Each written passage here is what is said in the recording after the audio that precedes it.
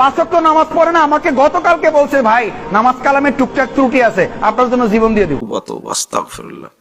তওবা তওবা তওবা তওবা। এই গতকালকেই ঘাটে বসা, আমি বললাম ভাই নামাজটা তো ঠিক করা লাগবে।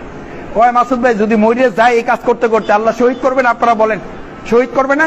আমি বললাম হ্যাঁ শহীদ করবে। বলছে তো শহীদ হলে তো সব মাপ, বিনা হিসেবে জান্নাত। এটা আসলে হাদিস নয়, এটা হাদিসের নামে জালিয়াতি। ইচ্ছাকৃত জেনে শুনে ঠান্ডা মাথা যদি কেউ নামাজ না পড়ে, এই ব্যক্তি মুসলমান থাকবে নাকি কাফের হয়ে যাবে, এই নিয়ে ইমামগণের মধ্যে মতপার্থক্য আছে। অনেক ইমামদের মতে ইচ্ছাকৃত নামাজ ত্যাগ করলে সে কাফের হয়ে যায়, কারণ রাসূল করিম সাল্লাল্লাহু আলাইহি সাল্লাম বলেছেন বাইনার রাজুলি ওয়াশ শিরকি ওয়াল কুফরি তারকুস সালাহ। একজন মানুষের সাথে শিরিক এবং কুফরের পার্থক্য হলো নামাজ ত্যাগ। মান তারাকাস সালাতা মুতাআম্মিদান ফাকাদ কাফারা। যে ব্যক্তি ইচ্ছাকৃত নামাজ ত্যাগ করলো সে কুফরি করলো বা কাফের হলো। দুটো অর্থ হতে পারে। এখন মুশকিল হলো কোরআন হাদিস প্রতিষ্ঠা করার জন্য আপনি সুন্নাত বিরোধী পদ্ধতিতে কাজ করছেন, এমন কাজ করেছেন যেটা আল্লাহ রাসূল আপনাকে হুকুম করেননি। আপনার ভুলে আপনি মরে গেলেন।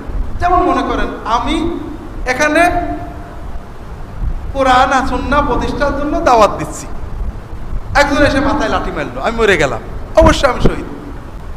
এখন যদি আমি বলি আমি দিনের কথা বলবো না, পুলিশের একটা মারলাম ঘুষি, পুলিশের লাইফের কাহিনী দিলাম বাড়ি, পুলিশও আমার দিল গুলি, এটাকে আমি শহীদ করবো কি করে? কাম তো আমি প্রথমে অন্যায়টা করছি।